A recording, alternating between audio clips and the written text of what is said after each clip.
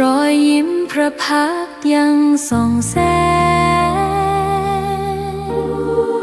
ในดวงใจไทยไม่ลืม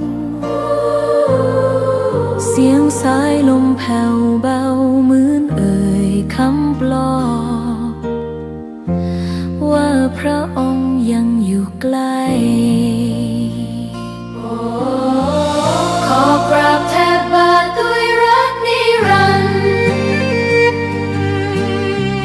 น้ำตาหลั่งพลันจากใจคนไทยแม้เสด็จสู่ฟ้าไกลแต่พระหฤทัยอยู่ในแผ่นดินนี้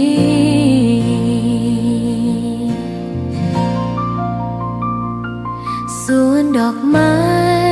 ยังบานดังวันเก่าราวกับเจ้าดอกไม้รู้ว่าพระองค์จากไปแต่กลิ่นหอมยังพัดผ่านใจให้ระลึกถึงพระเมตตาแผ่นดินนี้ยังส่องสว่างด้วยพระคุณอันยิ่งใหญ่ขอเดินตามรอยเท้าแห่งพระแม่ไปด้วยศรัทธาไม่เสื่อมคลายขอกราบแทบบาทด้วยรักนิรันดร์น้ำตาหลั่งพลันจากใจคนไทยแม้เสด็จสู่ฟ้าไกลแต่พระหฤทัยอยู่ในแผ่นดินนี้ดวงใจไทยทุกดวงขอพักดีขอถวายรักนี้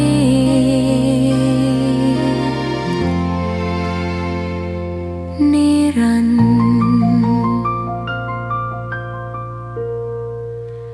แด่พระพันปีหลวง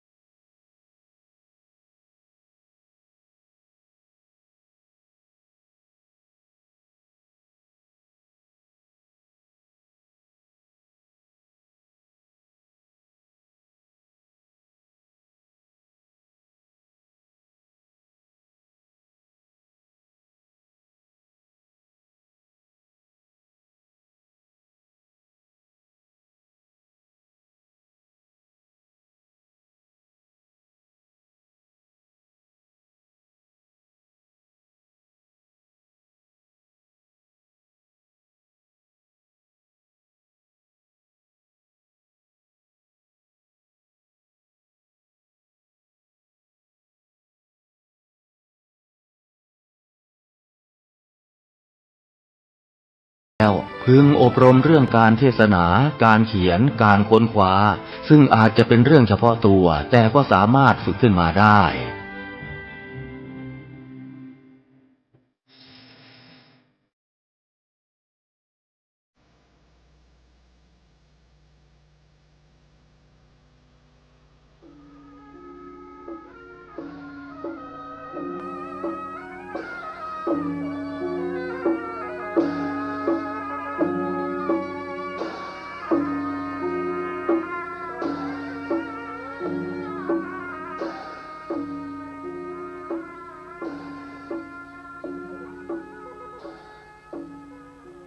สิ่งศักดิ์สิทธิ์ทั้งหลายอันมีพระธาตุเจ้าดอยสุเทพและครูบาเจ้าศรีวิจัยนักบุญแห่งล้านนาไทยเป็นต้นขอกราบราธนาและเชิญชวนมาปกปักรักษาท่านสาธุชนผู้ฟังทุกท่านอันมีพ่อมีแม่มีพี่มีน้องมีลูกเต้าหลานเหลนพ่อหนานพ่อน้อยพ่ออุ้ยแม่อุ้ยคุณปู่คุณย่าคุณตาคุณยายตลอดถึงศรัทธาสันนิบาตตานเข้าเท่าแก่ใหญ่น้อยใจยิงผู้รับฟังรายการนี้ทุกท่านขอเงื่อสิ่งศักดิ์สิทธิ์มาปกปักรักษาเพื่อได้มีความสุขความเจริญด้วยกายด้วยใจเหมือนกันทุกคนทุกท่านมาแล้วเสียงก้องเสียงกองเสียงมองต่ำเข้าเสียงตุเจ้าเทศนาธรรมนักปราชญ์บัณฑิตผู้งูผู้ฉลาดทั้งหลายกล่าวว่าเป็นเสียงที่เป็นสิริมงคลแต่ก่อนนั้นจะกินจะตานอย่างเปิ้นแห่กอง7 คืนเมื่อค่ำมาก็เสาะจ่าติดกองตีตึงวันเมื่อค่ำมาแสดงว่าบ้านเฮาจะมีการทำบุญทำทานเนอะบ่มีวิทยุบ่มีการประกาศตำบ้านตำจองเจือบเดียวก่อนกองออกแล้วก็ฮืดเตรียมตัวเสาะเข้าเสาะของเสาะปูเสาะป่าเสาะอาหารการกินไว้เพื่อจะได้ทำบุญทำทานเสียงมองต่ำเข้าดังอยู่กูบ้านกูจองแสดงว่าบ้านนั้นตำบลนั้นบักกั้นบะยากเนี่ยแล้วมองยังทำหน้าที่ของมองอยู่เข้ามีในหลองอยู่เสียงตุเจ้าเทศนาธรรมเป็นเสียงสวรรค์เป็นเสียงที่ตักเตือนคนเป็นเสียงที่กระตุ้นคนให้รีบเร่งปฏิบัติธรรมเมื่อเฮายังหนุ่มยังกำการปฏิบัติธรรมนั้นบัดต้องไปกองคนอื่นไปนิ่งคนอื่นผัวนิ่งคือเมียเมียนิ่งคือคนอื่นเอาเพื่อกันบ่ได้พ่อแม่เพื่อลูกก็บ่ได้ลูกเพื่อพ่อเพื่อแม่ก็บ่ได้ปฏิบัติของไผของมันเฮาบ่ต้องไปมองคนอื่นคนนั้นคนนี้เท่าละแก่แล้วยังบอกไปวัดไปวาบ่ต้องไปพอเปิ้นเรื่องบุญเรื่องกุศลเรื่องความรู้ความรักนี้ของไผของมันก่อนที่ตุลุงจะได้นำรายการนี้มาเสนอให้ท่านผู้ฟังทั้งหลายเวลานี้จักได้นำพี่น้องทั้งหลายไหว้พระเจ้าไหว้พระธรรมไหว้พระสงฆ์เพื่อเป็นสิริมงคลจะลุกก็ได้จะนอนที่นอนก็ได้จะอย่างใดสับใจอลังอังสัมมาสัมพุทโธภควาพุทธังภควันตังอภิวาเทมิกราบสวากขาโตภควตาธัมโมธัมมังนัมมัสสามิกราบสุปฏิปันโนภควโตสาวกสังโฆสังฆังนะมามิกราบหันธรรมยังพุทธัสสะภควโตบุพาภคณะมะกะลังกะโลมะเสนะโมตัสสะภะคะวะโตอะระหะโตสัมมาสัมพุทธัสสะนะโมตัสสะภะคะวะโตอะระหะโตสัมมาสัมพุทธัสสะนะโมตัสสะภะคะวะโตอะระหะโตสัมมาสัมพุทธัสสะพุทธังสรณังกัจฉามิธัมมังสรณังกัจฉามิสังฆังสรณังกัจฉามิตุติยัมปิพุทธังสรณังกัจฉามิตุติยัมปิธัมมังสรณังกัจฉามิตุติยัมปิสังฆังสรณังกัจฉามิตติยัมปิพุทธังสรณังกัจฉามิตติยัมปิธัมมังสรณังกัจฉามิตติยัมปิสังฆังสรณังกัจฉามิอิติปิโสภะคะวะอะระหังสัมมาสัมพุทโธ วิชชาจารณะสัมปันโนสุขโตโลกวิทูอนุตตโลปุริสะธรรมสารถิสัทธาเทวะมนุษย์สานังพุทโธภควาติสวาคาโตภควตาธัมโมสันติทิโกอากาลิโกเอหิปัสสิโกโอปัญญิโกปัจจัตตังเวทิตโพวินยูหิติสุปฏิปันโนภควโตสาวกสังโฆอุจุปฏิปันโนภควโตสาวกสังโฆญาญะปฏิปันโนภควโตสาวกสังโฆสามิจิปฏิปันโนภควโตสาวกสังโฆญาติตังจัตตาลิปุริสายุคานิอัฏฐาปุริสาปุคลา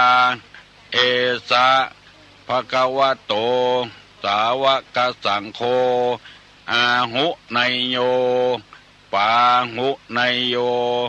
ทักขิไนโยอัญจลิกาลนิโยอนุตตรังปุญญเขตังโลกัสสาติลาบหนึ่งกราบสองกราบสามต่อไปนี้จะได้ฟังรายการธรรมะกับประชาชนนำมาเสนอให้ท่านทั้งหลายฟังอย่าได้คิดว่ามาสั่งมาสอนคือนำมาเสนอสอนให้หูแล้วเอาไปสอนตัวเก่าให้หลวกเหมือนกับเกี้ยวอาหารแล้วลืนคนเดียวเอาไปบำรุงร่างกายคนเดียวธรรมะก็เช่นเดียวกันสอนให้หูว่าอันใดผิดอันใดถูกแล้วเอาไปใจคนเดียวเพราะว่าคนนั้นต้องเตือนตนเองต้นส่องตัวเองที่พุทธภาษิตว่าตนเองติเตียนตนเองโดยศีลได้หรือไม่คือตัวเฮาเนี่ยติตัวเก่าเฮาโดยศีลโดยธรรมบุญน่ะได้ก็ถ้าติได้ก็ติตัวเก่าถ้าติตัวเก่าบ่ได้เปิ้นผิดศีลผิดธรรมจะไปติเปิ้นตุลงนำมาเสนอนี้เพื่อให้เฮาติตัวเก่าแล้วสอนตัวเก่าให้เป็นคนรักให้อยู่โดยสังคมได้เอามาปรับปรุงมาแก้ไขกันว่าอันเตอม่วนใจดีใจที่มีพี่มีน้องมีวงศาคณาญาติหลายคนมารับสารภาพกับตุลุงว่าตั้งแต่ได้ยินตุลุงนำเอาธรรมะในทางพระพุทธศาสนามาสอนใจเป็นคนที่ดับไอ้หยังไปได้นักเป็นคนที่ลวกขึ้นมาฉลาดขึ้นมารู้ขึ้นมาแต่ก่อนนี้บ่เข้าใจเรื่องธรรมะธรรมโมบัดเดียวนี้เข้าใจแล้วว่าเป็นธรรมะเนี่ยบ่ใจสอนบ่ใจฟังเอาบุญอย่างเดียวฟังธรรมะนี่ได้ตึงบุญตัวได้ตึงกุศลตัวรับฟังอย่างอื่นนี่ได้กระบุญกุศลบ่ได้คำว่าบ่ได้กุศลนั้นบุญแปลว่าความดีกุศลแปลว่าความรู้ความฉลาดบุญกับกุศลนี่อยู่ด้วยกันความดีกับความรู้ความฉลาดมีก็บุญอย่างเดียวบ่มีความรู้ความฉลาดก็ตกเป็นขี้ข้าเปิ้นตกเป็นทาสของเปิ้นมีก็ความฉลาดบ่มีบุญก็เอาตัวบ่ป้นเพราะฉะนั้นเฮาจึงได้ตึงบุญได้ตึงกุศลตีเปิ้นว่าคนใหญ่แล้วบ่ต้องไปสอนจิงฮิตแมงจรไปสอนมันเต้นคือมันเต้นไปตามธรรมชาติของมันเฮาบ่เคยหันว่า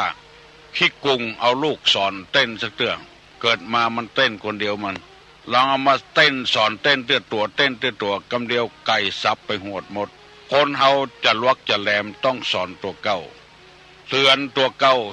ถ้าตัวบ่เตือนตัวเก่าบ่มีไผมาเตือนแล้วพ่อก็จ้างแม่ก็จ้างมีหลายคนมาบอกว่าตุลงสอนหมอนี่ก็หมอลูกคนเนี้ยว่ายังมันบ่ฟังเนี่ย บ่ต้องไปสอนมาแล้วโวยลำไปมันจะบลวกจะบุหูเปิ้นถึงหูคนเดียวเปิ้นยิ่งมีผัวยิ่งมีเมียแล้วมีลูกมีเต้ากับกันแล้วยิ่งสอนตัวเก่าคนเดียววันนี้จันได้นำเอากรรมโบราณเปิ้นว่า10 ปากว่าบ่เต้าตาหัน10 ปากว่าบ่เต้าตาหันอันนี้เปิ้นแปลงกรรมมาเพื่อคนเฮาได้สำนึกตัวว่าตาเฮายังหันเด้อได้ยินเขาว่าเฮาฟังเชื่อเด้ออันนี้แปลว่าศรัทธาแปลว่าความเชื่อตาเฮายังหันเด้อมือเฮายังบ่ได้ยุบเด้อเพิ่นว่าไฟมันร้อนเนี่ยเฮายังบ่ได้หันไฟเด้อจะไปฟังเชื่อว่ามันร้อนเฮาต้องหันเนี่ยก่อนมันเปลวเป็นโวโวโวถ้าอย่างอันก็ยังบ่เชื่อเด้อก็เอามือเขายุบพอกจะหูว่าเป็นไฟอันใดที่มันบ่ดีเฮาก็หูเอาคนเดียวที่เปิ้นบอกว่า10 ปากว่าบ่เต้าต่างหันนั่นเปิ้นบ่ฮื้อเฮาเชื่อง่ายๆเด้อพิจารณาเหียก่อนพริกมันเผ็ดเฮากินเข้าไปเฮาถึงจะหูว่ามันเผ็ดต่อไปเฮาก็หูละเผ็ดละอ่อนกินพริกมันเผ็ดมันให้ต่อไปมันบ่กินละมันหูว่ามันเผ็ดละอย่างใดก็ตามธรรมะก็อย่างอันสอนให้หูแล้วก็เอาไปปฏิบัติคนเดียวเอาไปปฏิบัติคนเดียวพ่อแม่สอนให้หูครูบาอาจารย์สอนให้หูบางทีครูจบประถม4ประถม5มาสอนลูกศิษย์ลูกหาเมื่อลุนมาลูกศิษย์ลูกหาจบเพียวด็อกเตอร์บุญไผสอนหรือไผก็ได้แต่ว่าสอนดีกับสอนบดีนั่นเองให้พยายามพิจารณาเอาเอง10 ปากว่าบ่เต้าตาหัน10 ตาหันบ่เต้าสัมผัสเอามือเข้าสามเขาถูกต้องที่เปิ้นว่าตากับรูปมันอยู่คนที่ถ้าหันแล้วเกิดการสัมผัสขึ้นมาเกิดเวทนาขึ้นเวทนานี่ก็คือผลที่ได้รับคือเหตุกับผลตาเป็นเหตุสิ่งที่เอาหันนี่มันสัมผัสกันผลที่ได้รับก็คือจะได้รู้ว่าอันใดขาวอันใดแดงเกิดเวทนาขึ้นหันอันใดงามก็เกิดสุขเวทนาหันอันใดที่มันบ่ดีบ่งามเกิดทุกขเวทนาหมู่นี้เป็นต้นธรรมะนี่เลิกแลบจะไปฟังเชื่อกันง่ายๆโดยบ่มีเหตุบ่มีผลคนที่เกิดมาถึงวันเนี้ยเพราะเหตุแล้วจึงมีผลบ่มีเทวบุตรเทวดาพระอินทร์พระพรหมตนใดมาสร้างคนแต่ดวงวิญญาณนี้บ่มีไผมาสร้างมันเกิดขึ้นตัวไผตัวมันเพราะฉะนั้นจะไปเชื่อกันง่ายๆ10 ปากว่าบ่เต้าตาหันมันเป็นไปบ่ได้ต้องพ่อกับแม่มาอยู่กับกันมันถึงมีลูกมีเต้าไปฟังเชื่อกันง่ายๆเพื่อผลประโยชน์อย่างการเผยแพร่ศาสนาถึงวันเนี่ยเพื่อผลประโยชน์จะเอาคนแตกแยกกันไปคนที่คนต่างบ่ฮื้อเตียวต่างตัวกันที่พระเจ้าพระสงฆ์เปิ้นออกไปจาริกอบรมศีลธรรมนี้บ่ใจเผยแพร่ศาสนาก็จะว่าเผยแพร่ศาสนาก็ถูกเพราะคำว่าศาสนาแปลว่าคำสั่งคำสอนคำสั่งคือศีลคือคำสอนคือธรรมถ้าคนมีศีลมีธรรมกันหมดอันนั้นแหละคือคนที่มีศาสนาการที่บ่มีศีลบ่มีธรรมนั่นคือนอกศาสนาเมื่อแต่ว่าตุลุงนำเอาคำว่าคนก็ดีตุเจ้าก็ดีเป็นคนที่บัดหน้าฮักมี8อย่าง1สรรเสริญคนที่บัดหน้าฮัก2ชอบตำหนิคนที่หน้าฮัก3มุ่งลาภ4มุ่งสักการะ5บ่มีความละอาย6บ่มีความกลัว7มีความปรารถนาชั่ว8มีความหันผิดอันนี้เป็นนัยยะที่1ในที่1แบบที่1แบบที่2วันนี้จะนำมาเสนอมีทั้ง8ข้อ1มุ่งลาภ2มุ่งสักการะ3มุ่งมีชื่อเสียง4บ่ฮู้จักการ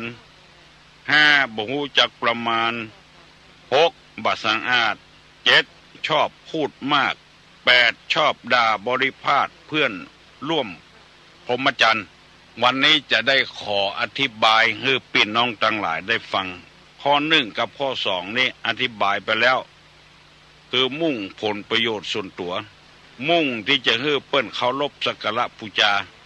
ทั้งที่ตัวเองบ่มีคุณงามความดีอย่างให้เปิ้นสักการะบูชาก็ใครให้เปิ้นมาไหว้มาสา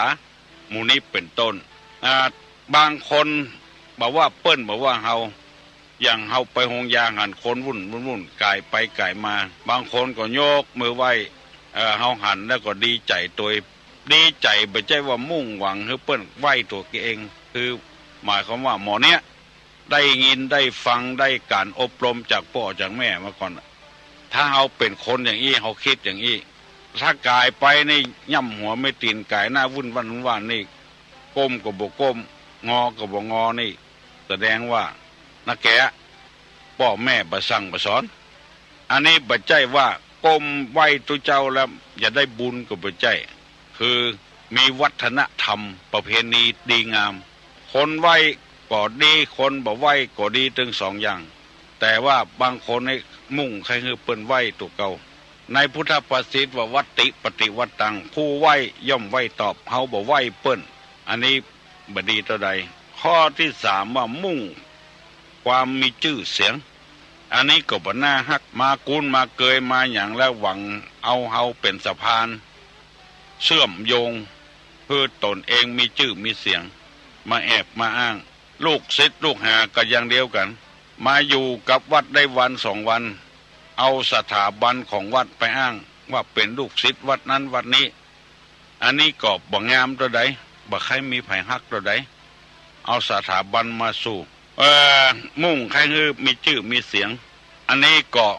เป็นคนบ่ใครงามตัวใดอย่างที่เฮาเคยหันมีลูกหงเฮียนที่ถูกบ่ไปเฮียนเอาไปเฮียนที่หงเฮียนแปลงมุ่งใครได้ชื่อเสียงแอบอ้างเอาสถาบันแอบอ้างเอาสถาบันมหาวิทยาลัยนั้นวิทยาลัยนี้แอบอ้างว่าเปิ้นจะได้ถ้าจบหันมาแล้ว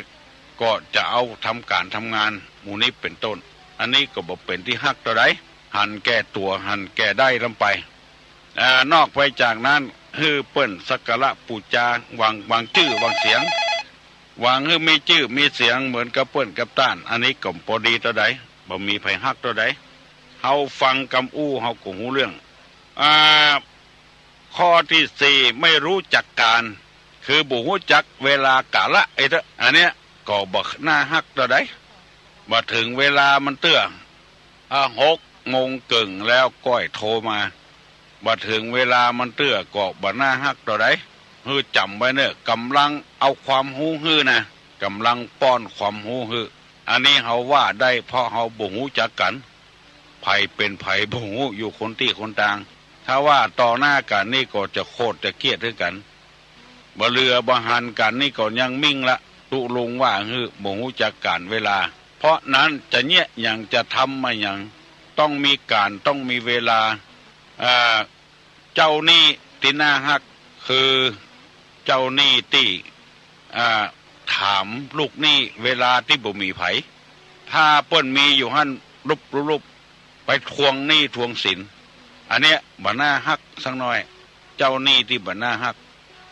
ไปขายหน้าขายตาลูกนี่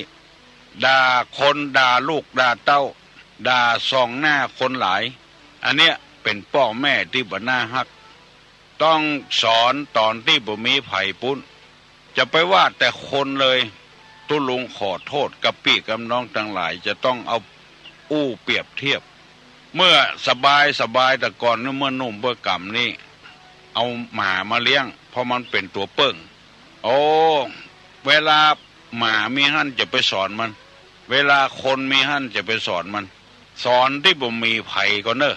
ถ้ามีไผหั่นหมามีหั่นสักตัวเขาไปสอนมันถึงแบบเนี้ยสอนกาบหยังสอนไว้สอนกาบมันถึงแบบเนี้ยมันบ่ใจเวลาบ่ใจกาละมันกลัวเสียเพียบเปิ้นถ้าบ่มีไผก่อนเขาดูตั้งเขมันถ้าเอาเคียนมันเตื้องมันลาบแถมเตื้องนึงเขาเอาไม่แซ่บุบก็ฝากปั๊บมันถึงกลัวละอันเนี้ยสอนถึงมีกาละเวลาอย่างที่ว่าเขาสอนวอก เฮือเล่นละครน่ะเอาไม้เขาตุบอย่างใดก็บ่เต้นบ่ดีดก็เลยสอนทำกรรมเมื่อฮือมีไผ่หันสักคนสอนคนเดียวเอาเชือกเข้ามัดเมื่อฮือมันยาวนะมอกเอาติดแป้นติดกระดานนั่นน่ะแล้วเอาไม้เขาตบมันยังบ่เต้นเตื้อเอาสังกะสีที่เป็นแผ่นนะเผาไฟแล้วเอาจ้งให้มัน แล้วต่อยไม้ปับมันฮ้อนน่ะสังกะสีมันฮ้อนมันก็เต้นย่องตั้งหันมามันหลับคุมเย็นตายก่อนเอาไม้ตบมันถึงเต้นละมันกลัวโดนสังกะสีฮ้อนอุปมาฉันใดเปรียบเทียบเอาไว้ว่าหู้จักการหู้จักเวลาด่าลูกด่าเต้าก็หู้จักเวลาสอนลูกสอนเต้าก็หู้จักเวลาไปสอนกวมที่เปิ้นมาอยู่หั่นมาบ้านเฮาอันนั้นบ่ถูกต้องเนี่ยอย่างนี้ถูกตามการตามเวลาไปทวงหนี้ทวงสินกันพ่องสอนกันพ่องมันบ่ใจกาละเวลามันจะโคตรจะเกลียดด้วยกันแล้วคนเฮานี่มันมีปุ่มด้อยอย่างคนขี้เหล้าเนี่ยเฮาว่าได้ตอนที่บ่มีภัยก่อนถ้าตอนที่มีผลได้ยินเขาใส่จะไปว่าของมันกินเหล้าแล้วเนาะหากเลือดเหล้าแล้วเนาะหมู่นี้เป็นต้นมันจางมันบ่ชอบถ้าเฮาบ่เกยกัน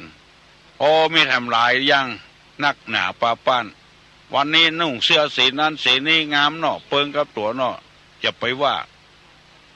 ไปแล้วเขาจังหัวไปว่าหน้าฮักสักหน่อยไปตักนั่นตักนี่เขาตุลุงเกยมาแล้วเฮาว่าเพราะว่าคนเกยกันนะเฮาก็นึกว่าหมอว่าอย่างเกยกับผัวแต่เมียเปิ้นบ่เกยตะใดเฮาได้ยินเขาว่าเฮาก็ว่าโดยเปิ้นพกเมียมาด้วยเหรอเหี้ย พอจ่ายเพิ่นก็บ่ว่าหยังบ่โคตรบ่เกลียดหยังไม่ยิงปุ่นพอหน้าบูดปึ้งชึงปึ้ง เฮาได้ยินเขาว่าเฮาก็ว่าโดยเขาอันเนี้ยมันบ่ใช่กาลเวลาดีว่าบ่ใช่กาลเวลาที่จะไปทวงหนี้ทวงสินบ่ใช่กาลเวลาที่จะไปด่าไปแจ้งกันบ่ใช่กาลเวลาที่จะต้องทำมันผิดสังเกตบุคคลเช่นนี้บ่น่าฮักเท่าใดเนอะบ่น่าฮักเท่าใดฮื้อหูจักกาลเวลามีหลายคนที่โทรศัพท์มาอู้ตุลุงอู้เมินอันเนี้ยแล้วก็เปิ้นว่าฮื้อมีคนหลายคนอยู่ที่จะอู้กับตุลุงอย่างอู้เมินน้ำเหลือเนี่ยแล้วเพื่อนได้ยินเพื่อนก็โคตรเหมาะเนี่ยแต่ไฟฟังโคตรเตื้อโคตรนี่ทำมือตัวเองแก่โวยน่ะคนทั้งหลายว่าอันนู้อย่างน้อยก็มิ่งอย่างน้อยก็มิ่งหน้าแก่ก็งอกฟังโคตรเตื้อหาเหตุหาผลมันเหี่ยก่อนหาต้นหาปลายมันเหี่ยก่อนแล้วเฮากล้วยโคตรกล้วยเกียดมันเป็นกรรมที่มันถูกต้องคือหูจักกาละเวลาบ่หูจักกาละเวลานั้นถ้าอู้โทรศัพท์ต่อโทรศัพท์บ่แจ้งออกอากาศอันนี้ก็ไปแถมยังเมินเท่าใดก็ได้อันนี้ต่างคนต่างใครฟังต่างคนก็ใครหูถามคำถามคำเดียวก็พอละบ่ถ้าถามหลายคำคนอื่นจะถามอยู่อันนี้ชื่อว่าคนเป็นที่ฮักหน้าฮักรบกวนตาเอี้ยเนอสวัสดีครับสวัสดีค่ะสวัสดีเจ้ายังอย่างถ้าอู้ยาวลำไปเปิ้นก็ห้องกันว่าบ่ฮู้จักการบ่ฮู้จักเวลา1มุ่งแต่ลาบ2มุ่งสักการะ3มุ่งมีชื่อมีเสียง4บ่ฮู้จักการเวลาการไปหาเสียงจะสมัครแก่สมัครแฟนสมัครอะไรอย่างก็ตามเด้อเวลาเปิ้นอู้เปิ้นสนทนากันก็ดีเปิ้นเวลาเปิ้นป่วยอยู่ก็ดีเวลาเปิ้นทำงานของเปิ้นก็ดีฟังไปสุ่นหาเสียงเด้อจะเป็นแก่ก็จ้างเป็นอบตก็จ้างไปพอเปิ้นเหี่ยกันบ่ทั้งสุ่นเด้อจะต้องการหยังก็เปิ้นก็อย่างเดียวกันฮู้จักกาละเวลา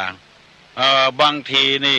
เฮากำลังอู้กันม่วนๆเป็นเจ้าเป็นนายพ่องเป็นคนมีชื่อมีเสียงพ่องอย่างเงี้ยกำลังอู้กันถามไทยกันดีชดเข้ามาละตุลงขอยืมถ้วยขอยืมขันโตกเนี่ยเลี่ยงไปถามคนอื่นปุ่นก็ได้เลี่ยงไปถามเน้นก็ได้ตู้เจ้าก็ได้คนบ้านก็ได้มายืมขันโตกเพิ่นก็ถึงจะบอกว่าคนนั้นคนนี้เป็นคนเฝ้าอันนี้บ่ฮู้จักกาละเวลาเปิ้นอู้กันอยู่ไปแต่งเปิ้นไปแต่งเปิ้นพาเปิ้นไม่ใช่แต่งก็แต่งกรรมอู้ของเปิ้นก็เลยย่างไปเหี่ยเปิ้นกำลังสนทนาธรรม เฮือหูจักการหูจักเวลาหูจักกะละมันดึกมันดื่นเกินไปอย่างเกินไปคนที่ชอบก็ชอบไม่ชอบก็ไม่ชอบหูจักหน้าที่กะละเวลาบางคนใครคือเปิ้นอวดด่าผัวสองหน้าเปิ้นหันแล้วเปิ้นจังหัวมันหน้าฮักสักน้อยเนี่ยนี่ถ้าบ่มีไผ่สมัยมันจะด่าผัวตัวใดแสดงออกมาแล้วว่าเนี่ยเป็นคนบดีไผ่บ่แค่คบหาสมาคมละไผ่บ่แค่อู้ตัวละด่าเมียสองหน้าเปิ้นด่าผัวสองหน้าเปิ้นใครคือตัวเปิ้นหูว่าตัวเนี่ยมีฤทธิ์ข่มผัวได้ข่มเมียได้หมู่เนี้ยบ่ไผ่บ่หน้าฮักตัวใดอันที่เปิ้นว่าเนี่ยคือเปิ้นฮักยากนักจากหวังเนี่ยคือเปิ้นจังกำเดียวก็ได้เดี๋ยวไผ่ใครคือมีปิยวาจาใครคือเปิ้นฮักก็คือเป็นคนหูจักการหูจักเวลาถ้าบ่หูจักการหูจักเวลานี่มันบ่น่าฮักน่าแปลงตัวใดวันนี้ตู้ลุงได้4 ข้อเหตุแต่เนอะเวลามันน้อยไปพอ6 โมงเกิงไปละไผ่ยังบ่ลุกก็ลุกแค่เนอะลุกเนอะฝ่ายแล้วจะไปจุกอยู่จันอยู่เวลาหลับเวลานอนจะไปนอนนักลงไปคนเฮานี่มีอ่องออยู่ตังบนหัวไปนอนนักลำไปจะบัดตันเปิ้นอ่องออยู่บนหัวนี่มีหัวคิดดีๆแปลกดีๆไปนอนนักนี่คิดอย่างบ่ออกคิดอย่างบ่ออกคิดก็เศร้าไปอย่างไปถ้านอนกึดแต่ก็ดีไปอย่างถ้านอนบ่กึดเนี่ยนอนอยู่บ่ได้จุงอูลูกยังบ่รับเตื้อแม่มันรับเปียก่อนลูกนื้อปรับเนื้อปรับตัวอ่องมีบนหัวควายก็อยู่ซื่อตัวหมูก็อยู่ซื่อตัวอีวินสมัยอีวินนี่ห้องว่าข้างข่าวเอาหัวย่อนลงบ่มีกำกึดกำอ่านอย่างคนเฮาต้องมีกำกึดกำอ่านไปนอนนักบ่ได้ลูกเน้อลูกอ่านเรื่องสตินี่ก็ตุลงก็นำเอามานำเอามาเล่านำมาเสนอกะตีเล่ามาประเดียวเนี่ยเกี่ยวกับคนเราเนี่ยก็คือมีสติเหมือนกันนะเกี่ยวกับสติร้อนๆเนี่ยจะไปมุ่งลาภจะไปมุ่งประโยชน์ส่วนตัวอย่างวันนี้ก็เกี่ยวกับสติร้อนๆก็แล้วก็จะได้อธิบายทำกรรมฮัลโหลเจริญพรไวสาเจ้าไวสาเจ้าบ้านปะแกเจ้าจำได้เลยจำได้แล้วพี่ยองเนาะเจ้าจะถามตุลุงหน่อยเดียวนะเจ้าได้คือว่าข้าเจ้ามันเป็นคนอย่างได้มันขี่นอนรับมาวันตุลุงมีแบบยังของมันได้นอนรับมาวันเนี่ยคนตาบดีนี่มันมันไม่จางไปงานที่ไหนจางเยะหยังเนาะเจ้าแต่ก็นอนรับแล้วก็โอนคืนเลยเจ้าโอนคืนติ๊กเจ้าน้ำหนักพี่80 กว่าก็พยายามก่ะเจ้ายิ่งได้เนี่ยแนะนำมึงข้าเจ้าใดก็ตามหาเนี่ยเยะหยังใดพองแกงหอมกระเทียมครับจากเอาอย่างอันดีก่ะมันมีที่ไหนล่ะเหลือเป็นมีแล้วคนมาแกะแล้วเนี่ยมีแกะแล้วเจ้าเนี่ยอย่างตอบแต้มใดกันผมจ้างเงี้ยอย่างเนี่ยผมจ้างเงี้ยอย่างอันเดี๋ยวกระถามันมีมือนอนรับเมื่อวานมีกระถาก็เจ้าไม่มีจะได้กระถาก็สตินะกันบัรับมากันข้าเจ้าก็ไว้ถามตุลุงมาเลยนะเจ้าโอ้ตีนะเจ้าไปซะเจ้าได้ผลดีแต่เฮ้ยกล้านี่หูจักการหูจักเวลาดีแต่เนอใครจะอย่างก็กับตุลุงได้เนอถ้าตุลุงบ่กับตุลุงก็จะถามเนอไปตอบได้ก็ตอบมาเลยตอบบ่ได้ก็ดักไว้หั่นอยู่ปั้นดักหัวอยู่ดักหัวอยู่จะไปออกมาจะถามว่ากำเดียวกันเนอก็ใจบ่ได้แต่นะมันมีไผตัวมีรู2 รูไม่มีหูแต่มีขาอันอย่างมีหู2 หูบ่มีหูแต่มีขาอันอย่างไปตอบได้ตอบมาเนออันที่ท่านด็อกเตอร์สวัยท่านพระครูที่เปิ้นถามกันแต่คืนนี้นะไม่ใช่ต้นไม้งมเป็นต้นไม้ขี้เหล็กมีอำเภอแม่ริมเนี่ยไม้ขี้เหล็กหลวงบ้านขี้เหล็กหลวงก็มีอยู่เมื่อเดี๋ยวนี้ขี้เหล็กต้นนั้นมันหลวงมันใหญ่นกหัสดีลิงนี่มันจังมาเกาะแล้วมากินคน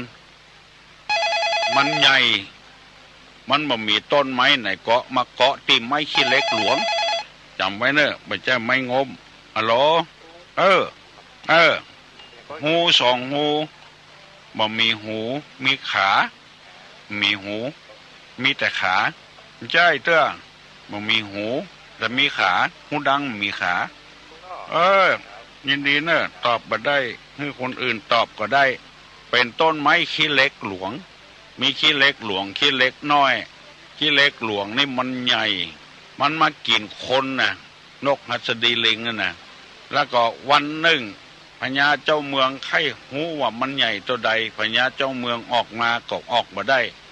หัวนกหัสดีลิงกินใจฮือหมู่ที่มีศิลปะในการคิดการเขียนการวาดนั่นนะไปวาดออกมาปรากฏว่ามันกำลังกินจ้างอยู่กินตั้งโก้นจ้างนกตัวนั้นนะแล้วก็ยังเหลือแต่หัวมันอันเนี้ยเขาไปวาดก็ได้ตึงหัวตึงได้หูบนกโดยเป็นนกหัสดีลิงฮัลโหล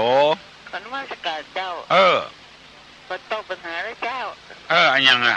ปิโตเจ้ามันมีสองขามีหูมันมีตัดดีมีมีตัดเลยหรอจะไม่หรอมีสองหูหูซ้ายหูขวานั่นเหนือเจ้ายังแบบอันที่คำตอบของเปิ้นว่านี่มันถูกเด้อก็ตอบเลยมีหูสองหูเจ้ามันมีหูเนี่ยแล้วปินโตนั่นมันนี่ก็มีแต่ขาเนี่ยเปิ้นตอบเปิ้นว่ามียับมีหูสองหูที่เรามือซุกมันมีหูปินโตมันมีหูเนาะมีแต่ขาขามียับเนาะขาไปเบื้อว่าใครป่านั่นกันเนาะขามียับนั่นเนาะขาไปใครป่าเบื้อว่าใครป่าขามียับนั่นเนาะข้าเจ้าขอถามหน่อยเอ้าเมื่อไอ้ยังอันเมื่อเป็นตัวนี่คนกลัวนะ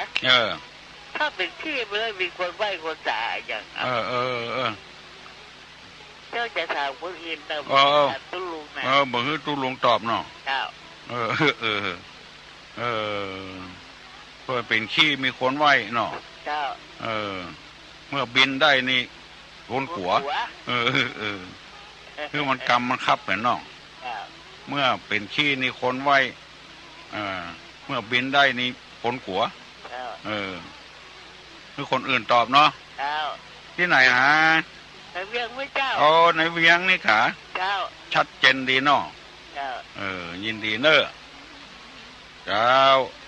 ไปตอบได้หาละอ่อนตอบก็ได้เนอะ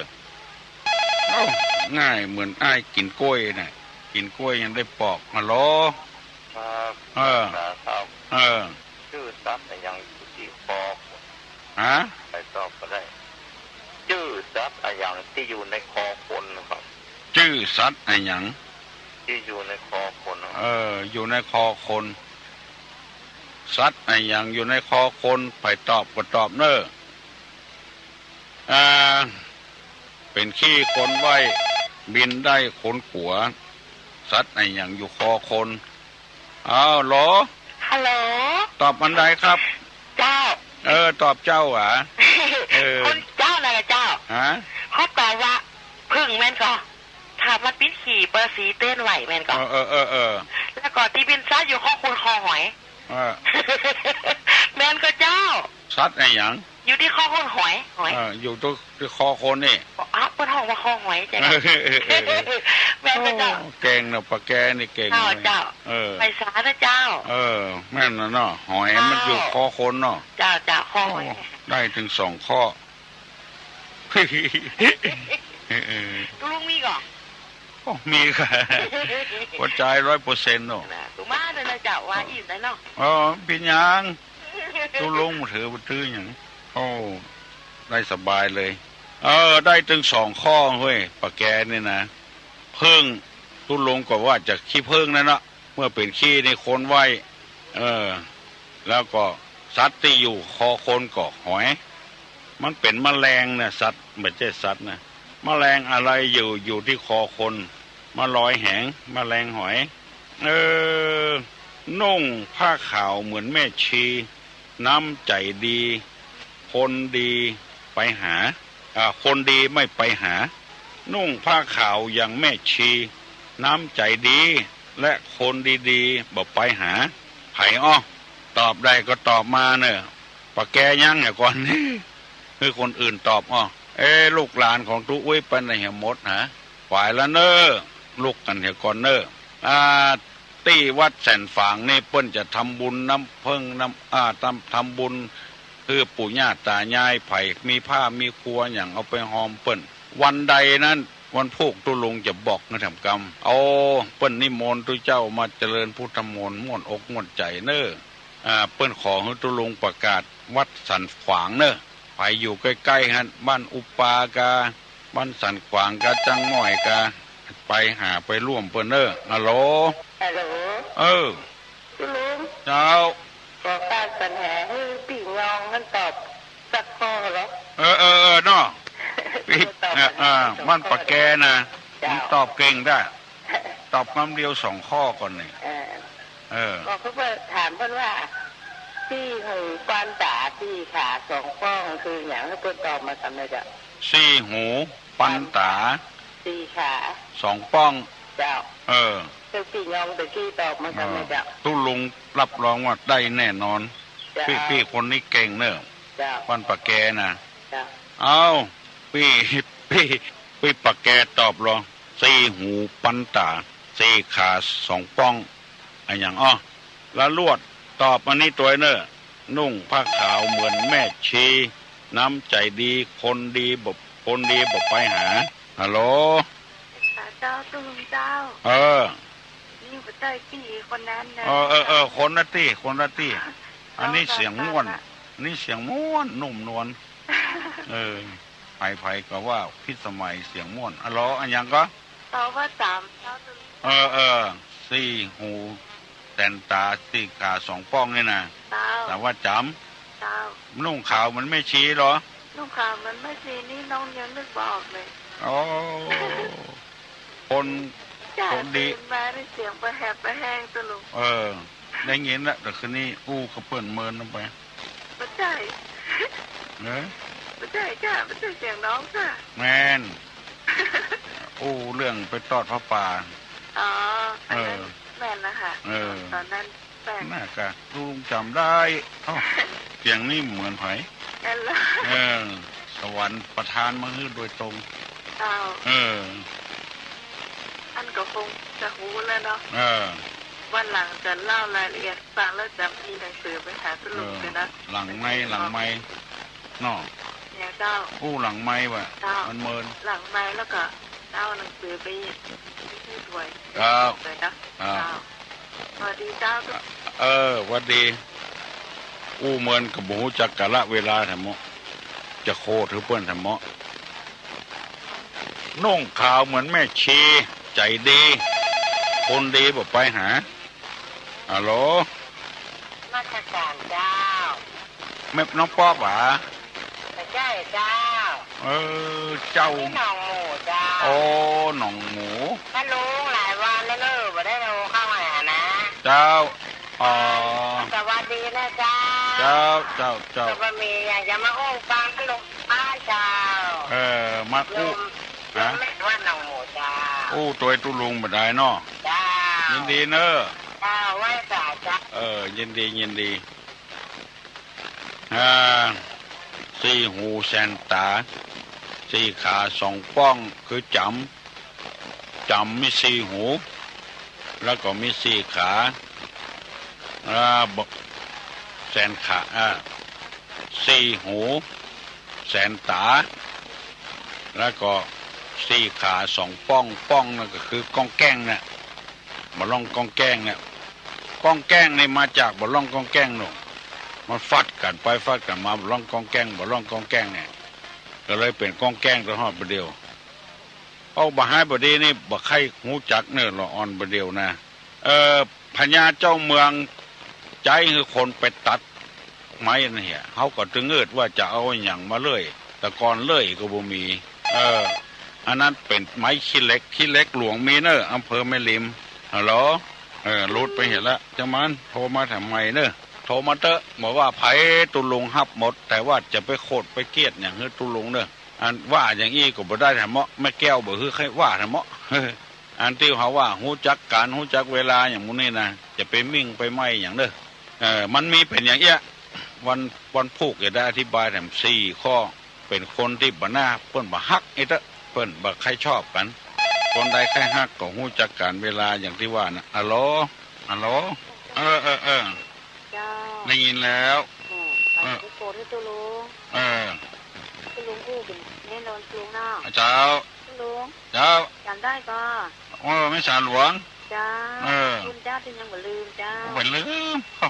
ตื่มถึงมาลายนะเจ้าตอบปัญหาตุลุงอ่ะเจ้านุ่งข่าวมันไม่ชี้อ่ะใจดีคนดีมไปหาอันอย่างนุ่งข่าวฮะจำมันก็ใช่อันที่ตะกี้ว่าอันซีหูเซนตาลูกเดี๋ยวพูดถึงว่ากองแจ้งนี่ลูกอันนั้นจำเจ้าอันนี้ทำไมนะเจ้านุ่งข่าวเหมือนไม่ชี้นี่ใจดีคนละคนดีบอกไปหาอันอย่างอย่างเจ้าวันนั้นเดี๋ยวอู้เรื่องวันนั้นดีกว่าเนาะอันน่ะเหมาะเจ้าอันนี้มาตอบเรื่องตอบว่าปัญญาปึกนะตะลุงปัญญาปึกตะลุงเจ้านั้น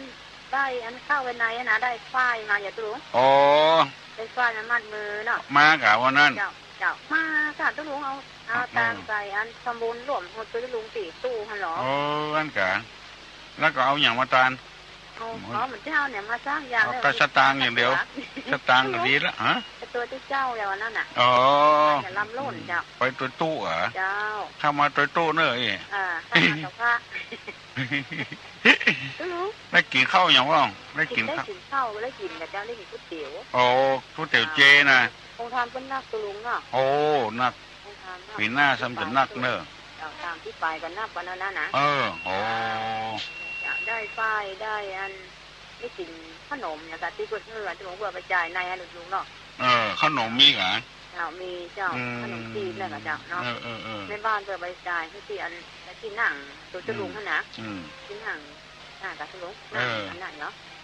ซื้อกระตาไม่จะลุงเนาะซื้อกระตากะไปด้วยกันลำโน่นที่เขาดูนั่นคนนั้นตัวเอารถไปโยนคนเดียวกันตัวปีหน้ามาทำเนอเจ้าเจ้าของดีแจกเจ้าวันนี้จะลงไปไหนไปโรงพยาบาลโรงพยาบาลจันพุธศุกร์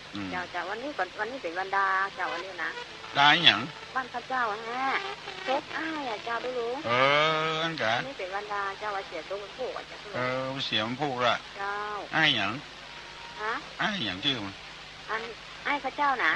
ตุลุงจักก่อนอันเป็นอย่างฮะปัญญาดีเป็นเนี่ยคนจ่อยหมู่บ้านนะจ๊ะตุลุงเป็นจับอันมีพูดชื่อเจ้ามีพูดชื่อเจ้าอายุนักล่ะอายุนักก่อนมันไม่มาเต็ม7 ปีครั้ง2 เดือนนะตุลุงอายุแก่แล้วลูกเจ้าเจ้าเอาละพอแล้วเจ้าตุลุงเหมือนลูกปวดตุลุงแล้วเนาะขวบเป็นว่าคือฮัลโหลปัญญาหม้อเฮ้ยคนที่ฟังตุลุงนะตุลุงว่าได้ผลแต่คนพญาหม้อนี่มันม่วนแต่ว่ามันคนอื่นจะตัวไปได้หานุ่งข่าวยังไม่ชีเนี่ยคนดีบอกไปหาฮัลโหลถ้าตอบโทร3 เตอแล้วนะตุลุงโทร3 เตอละปะแกเจ้าเขาตอบว่าหมอโนดเด็กอ่ะคนดีไปถึงไปหาเหรอหมอโนดอ่ะนุ่งขาวเป็นเมซี่ใหญ่กว่าหมอโนดเจ้าประหันนะเขาว่าอันเนี่ยเขาว่าหมอโนดมันยังใส่ชุดขาวแต่ก่อนอัน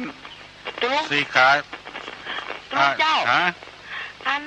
พระเจ้ามันจางเยี่ยงเขาเอาไข่ตุ่มไปทำบุญจะเป็นบาปบอกไม่เป็นเนี่ยไข่ต้มนั่นก็ดีเจ้ามันจางเยี่ยกินแล้วเจ้าตุ่มไข่นี่จางกะต้มไข่เจ้าเนี่ยกิน กุ้งกับต้มไข่อย่างเดียวน่ะก็มันจางอย่างดีกะเนาะถ้าอย่างนั้นแล้วถามกินแล้วว่าไข่ตุ่มมันจะเป็นบาปก็อีกนะเป็นเจ้าขอบคุณล้างๆเลยไว้สาเจ้าเนาะอย่าไปไข่ดิบไปเนอะเจ้าไข่ดิบนี่เป็นบาปบ่อ๋อเจ้าไข่ตุ่มไปไข่ดิบอ๋อเจ้าสบายใจละจุโอ้ได้ฟังตุเจ้าลุงถึงวันน่ะได้ไหว้พระตัวเหรอซุกอกซุกใจโอ้ดีละมันงุมๆซ้ำๆอ่ะแม่น่ะเนาะโอ้ตุลุงดีใจตุลุงก็ดีใจตัวเองเนาะเจ้าดีใจของดิบนี่นะเจ้าไก่ดิบไข่ดิบหมาแม่ไปปล่อยวัดบาปเนอะมีเจ้านักตัวก็ยังนะเจ้าโชคดีตัวยังมาเลี้ยงเอาไปปล่อยวัดนี่นะนักหมาแม่ไปปล่อยวัดหมาปูวัดเกิดเอาไปเลี้ยงเหรอฮัลโหลแกนมัสการเจ้าลุงต่อปัญหาตัวลุงนะเจ้านางพยาบาลนั่งกับเจ้าโอ้ถูกต้องกันอยู่ใกล้ต่างให้สัก25 ตังค์เก่งกับตัวลุงว่าเก่งแป๊ะเจ้าแกมาเก่งตอนที่ฟังตัวลุงนี่มาได้นะเจ้านั่นแหละแต่ก่อนนี่บอกค่อยเก่งก็ได้นะเจ้าอย่าไปช่วยนักกันเลยเหาะขึ้นไปไม่ได้ฟังกันละก็ได้จะถามปัญหาตัวลุงตัวนะเจ้าถามมาไอ้ยังตีบดังยองดังอ่ะเจ้าแว่นตาเอาอย่างพ่อได้กับเจ้าน้ำ26 แก้วนะเจ้าแล้วก็กินไปทำแก้วเหลือตะไดอ่ะเจ้าเอา6 แก้ว26 แก้วน้ำ26 แก้วนะเจ้าแล้วกินไปแก้วเหลือตะไดอ่ะเจ้าหมดเหลือสักแก้วมัน6ไปเห็นละแกงก็มัน6ไปแก้วแล้วเหลือตะไดอ่ะเท่า6กินไปเหี่ยแก้ว6ไปเหี่ยแก้วเหลือ24แกงก็จ้าตะลุงก็เก่งเลยจ้ะน่าว่านะจ้าว่าไปอันละดอนใจประแดดนะเจ้าตะลุงเจ้าดอนใจประแดดเนาะจ้าป้าตะลุงม่วนดีอ่ะเจ้าเปิงเพิ่นว่าเนาะว่าใหญ่อย่างกับเพิ่นว่าอย่างก็ว่าใหญ่ที่บ้านอย่างก็เพิ่มความสุขอย่างเงี้ยเจ้าความสุขเพิ่มความสุขขึ้นมาอย่างเจ้ากำแถมกำว่าอู้กับคนเง่าเหมือนผ่าไม้ตัดตาอู้กับคนพญาเหมือนผ่าไม้ลงคอฟังตุลุงนี่นะเจ้ามีความสุขชนะกันเจ้าผ่าไม้ตัดตานี่มันปึกเนาะผ่าไม้ลงคอนี่พระเดียวเนาะตอบนางพยาบาลถูกต้องละแสดงว่าเป็นคนมีปัญญาละพอตัวไอ้ละเจ้าปัญหาตุลุงบางคำนี่ก็บางกรรมนี่ก็เป็นเจ้ากระถือเป็นธรรมะนะเจ้าเป็นกันตุลุงตะอูเล่นนี่นะเจ้าอย่างกรรมที่ว่าอย่างนั้นควันเกิดจากไฟกลายเป็นลมมันอย่างนั้นแม่นเกิดจากไฟสลายเป็นลมเกิดจากไฟสลายเป็นลมควันไฟนี่มันเหมือนปัญหานะเจ้าตุลุงแม่นอ่ะเจ้าควันไฟนี่มันเหมือนปัญหาที่จะเข้ามาจิตใจของคนเฮานี่มันเหมือนบ้านน่ะเนาะลุงเนาะที่เขาปิดประตูกระไดนี่นะมันจึงจะให้เข้ามาบ้านน่ะเนาะเขาต้องเปิดประตูกว้างๆอ่ะเนาะกว้างๆเปิดใจห้าปัญหามาพิจารณาอ่ะเจ้าเนาะแล้วก็สลายเป็นลมอ่ะเนาะสลายเป็นลมแล้วมันก็สว่างขึ้นนะเจ้าจ้าดันใจประแดดนะเจ้าดันใจประแดดเนาะแต่น้ำมันสแกนตะลุงนะเจ้าบุญรักษาเนอะเจ้าขอบคุณเจ้าโชคดีโอ้หม่นอกหม่นใจตุลุงก็ถ้าจะอยู่กับพี่น้องทั้งหลายทำหลายปีอยู่นะถึงสุขภาพบ่สมบูรณ์แต่จิตใจเนี่ยมันเกิน100 ละ150คนละอ๋อตุลุงปัญหาที่ดอนใจประแดดแถมคล้องนะดอนใจประแดดเนาะเจ้าเอาพี่ดอนใจตอบนะเจ้าพี่ดอนใจตอบเนาะเจ้าคนอย่างแม่เหมือนซัดให้พี่ดอนใจตอบเลยนะอันนี้จากมอสิคำบ้านวิจิตรเจ้าแม่กันฮะเนาะจะเอาพี่ดอนใจตอบกันเลยจ้าพี่ดอนใจตอบเนอะคนอย่างหน้าเหมือนสัตว์คนอันอย่างหน้าเหมือนสัตว์พี่ดอนใจตอบเนอะตอบได้ก็ฮัลโหล0531210058พี่บ้านดอนใจประแดดตอบเหรอคนอย่างหน้าเหมือนสัตว์มาล่างจะพิษหมดกันเนี่ยก็เรื่องเนี้ยถ้าอย่างนี้นี่ตุลุงบัตตาเนอะมาเล่นตัวเนอะฮัลโหลกราบนมัสการเจ้าตอบบ่ได้ตอบบ่ได้ปื้อกับเจ้า บะพิษกันเนาะจะเอาให้คนอื่นตอบนะเจ้าตู้ลุงกดใจสั้นลงยงเลยนี่เจ้าก็เดียวว่าพิษหัวกันแล้วก็มาพูดกันน้ำกันหาเจ้าอันกันเจ้าขอบคุณนั่งๆเลยเจ้าคนอย่างหน้าเหมือนซัดบักให้ถามฮะคำหมูนี้นะเอาฮัลโหลราชการตะลุงถ้าปัญหาไม่เรียนแล้วมีใครตอบสักคนไอ้ยังหาลืมไปละวันไอ้ยังที่ห่วงเห็นที่สุดวันห่วงเห็นที่สุดฟันไอ้ยังที่ห่วงเห็นที่สุดฟันเขี้ยวเนี่ยใช่เว้นเจ้าฟันไอ้ยังที่ห่วงเห็นที่สุดฟันเขี้ยวเนี่ยมันใช่กะใช่เป็นไอ้ยังตัววอแหวนนะวันไงฟอฟันเจ้ามาหางการนอนหนูเจ้าที่ห่วงเห็นที่สุดเจ้าแล้วมันจะปิ้นทีหลังฟันห่วงแหนเจ้าฟันไอ้ยังที่ห่วงแหนที่ยุ่งกันตึงวันที่ยุ่งกันตึงวันรุนแรงยุ่งกันตึงวันรุนแรงที่สุดสมัยเนี้ยคือตัวลงตอบกะเจ้าแฟนห่วงหันแฟนไอ้ยังที่ห่วงแหนแฟนไอ้ยังห่วงแหนที่สุดแล้วมันจะปิ้นทีหลังฟันห่วงแหนแฟนห่วงหันใช่กะห่วงแฟนนะกะห่วงแฟนนะกะห่วงแฟนเจ้าแหนฟันห่วงแฟนนะกะนั่นกะอันเนี้ยยุ่งอ่ะทั้งวันนี่เจ้ายุ่งกะมันห่วงแฟนเนาะเป็นห่วงแฟนนะกะ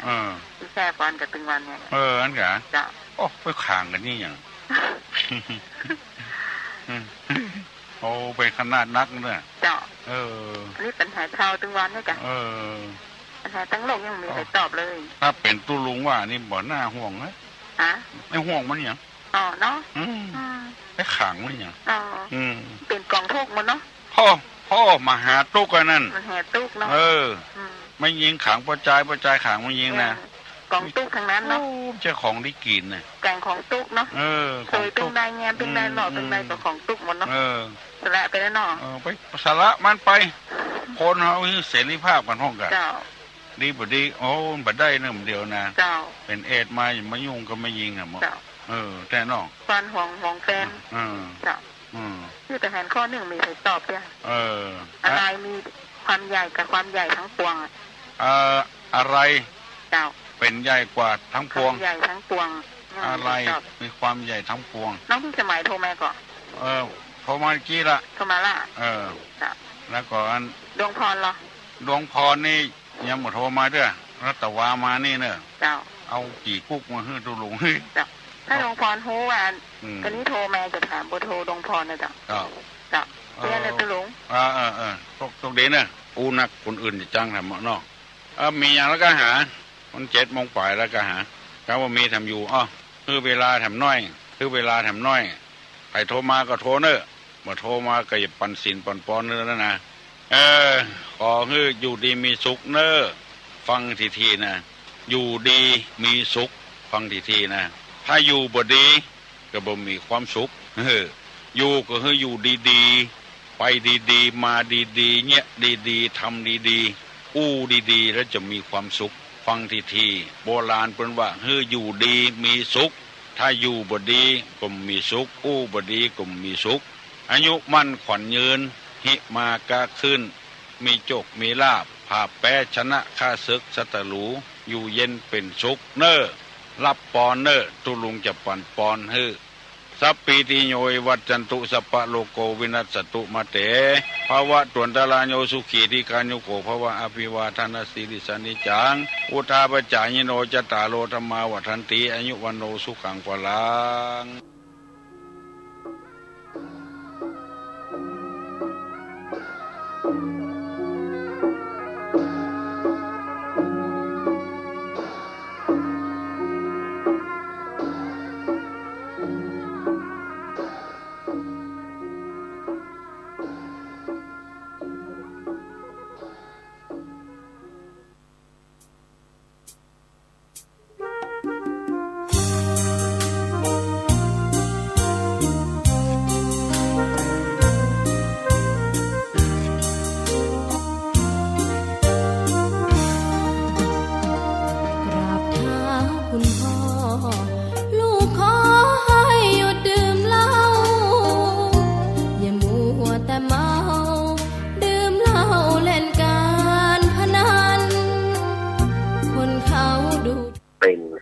ณะ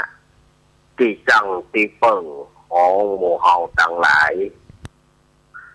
ขอกราบไหว้สาบุญญาบารมีธรรม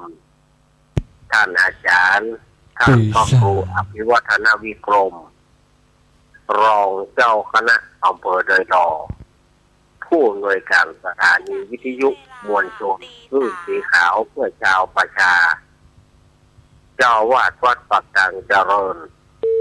ผู้ดำเนินรายการเสียงธรรมแสงอรุณและรายการผู้จาภาษาธรรม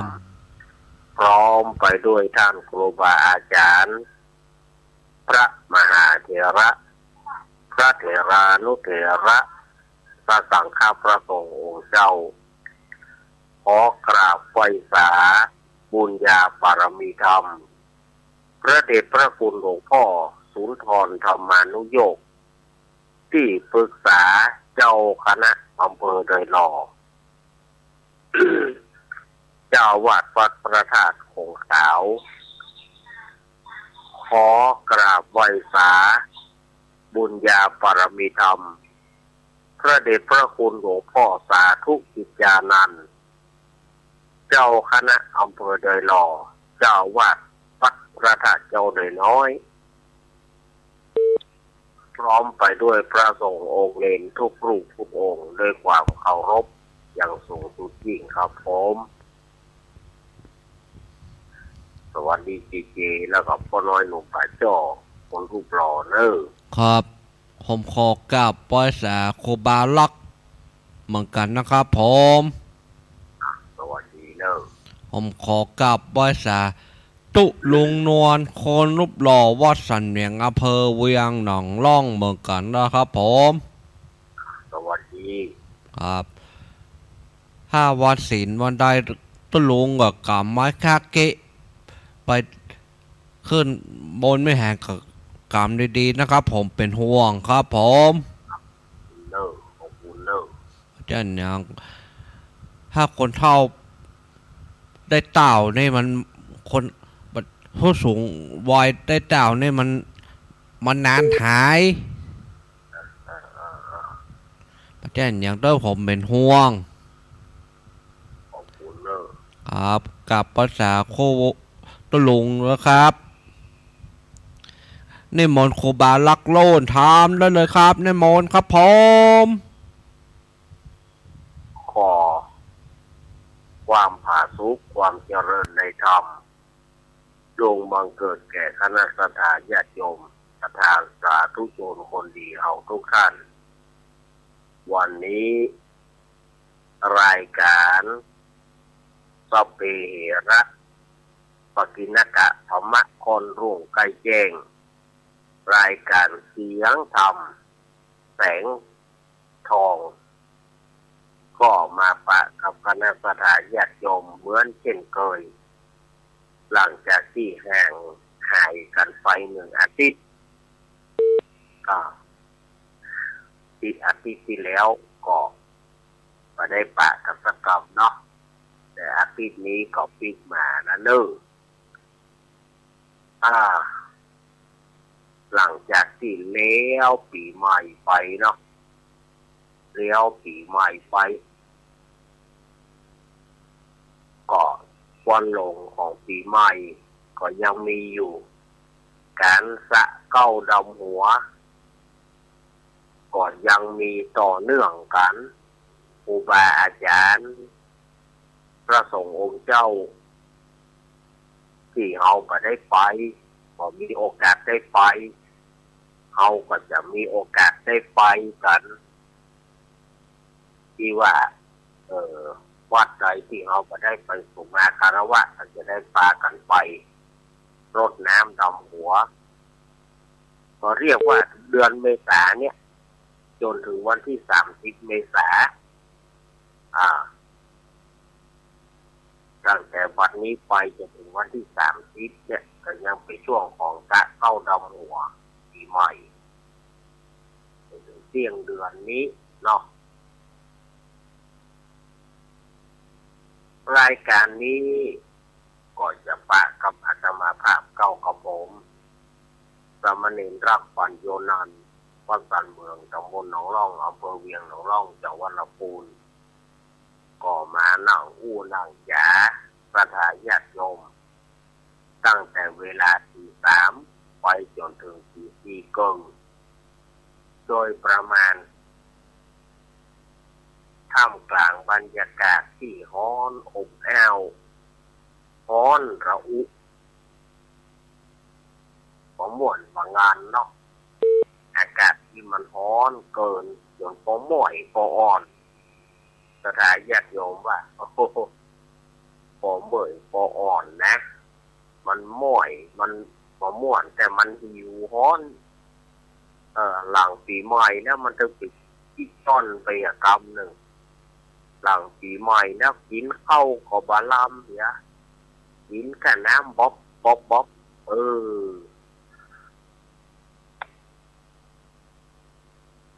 มันก็เลยกินยังกับบาลาม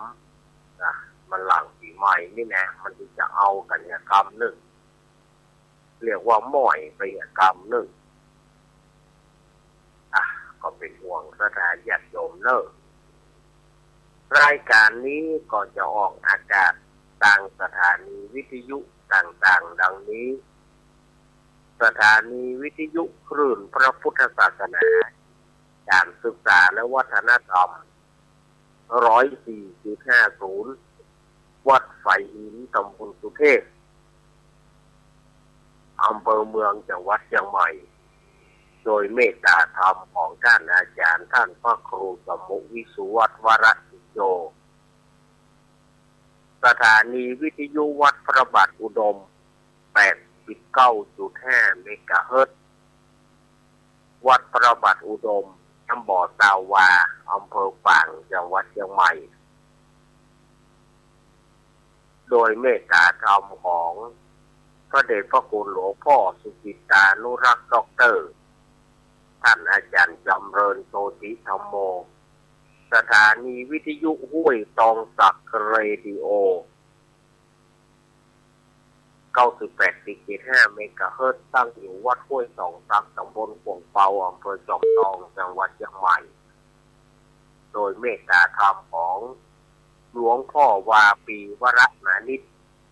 สถานีวิทยุมนต์เสียงธรรม 106.25 เมกะเฮิรตซ์ตั้งอยู่วัดภูผารามตำบลจ้างเครื่องอำเภอแม่แจ่มจังหวัดเชียงใหม่โดยเมตตาธรรมของพระเดชพระคุณหลวงพ่อมงคลวิสิทธิ์เจ้าคณะอำเภอแม่แจ่มและท่านปรัชญ์อุทัยทั้งสองท่านสถานีวิทยุชุมชนคนเหนือเขื่อนบ้านดงดำตำบลอ่างดงอำเภอฮอดจังหวัดเชียงใหม่สถานีวิทยุแม่วางเรดิโออำเภอแม่วางสถานีวิทยุแดนดินถิ่นล้านนาบ้านโฮงัวอำเภอสันปะตองจังหวัดเชียงใหม่โดยคุณโยมทุกิสมบัติเงาคำสถานีวิทยุบ้านแป้นเรดิโอบ้านแป้นอำเภอเมืองจังหวัดลำพูนสถานีวิทยุสีคำเรดิโอจังหวัดแน่นสถานีวิทยุชุมชนคนเมืองลี้อำเภอลี้จังหวัดลำพูนสถานีวิทยุนิกเนียวเรดิโอห้างหุ้นส่วนจำกัดอนุสรณ์เรดิโอบ้านโจงตำบลต้งขวาวอำเภอเมืองปานจังหวัดลำปางสถานีวิทยุอาร์เรดิโอเน็ตเวิร์กทั้งสองคลื่นสถานีวิทยุคลื่นสีขาว 106.25 เมกะเฮิรตซ์วัดบรรพตประทิตโดยเมตตาธรรมของท่านอาจารย์พระมหาสมชาติชาตปัญโยสถานีวิทยุลำปางสตาร์ 101.25 เมกะเฮิรตซ์ของคุณโยมดารุณี สถานีวิทยุลำพูนเรดิโอลำพูนเรดิโอนี่ก็บ้านป่าซักอำเภอเมืองจังหวัดลำพูนเนาะ99.5แล้วก็สถานีวิทยุ90ของคุณโยมดารุณีแล้วก็น่านฟ้าเรดิโอของคุณโยมรุ่งนิรันดร์ปันดอนตองอันนี้คือสถานีวิทยุต่างๆที่เปิดรับสัญญาณตั้งแต่เวลานี้เป็นต้นไปขออนุโมทนาบุญมาปะกันวันนี้เป็นวันอาทิตย์ที่19เมษายนพุทธศักราช2569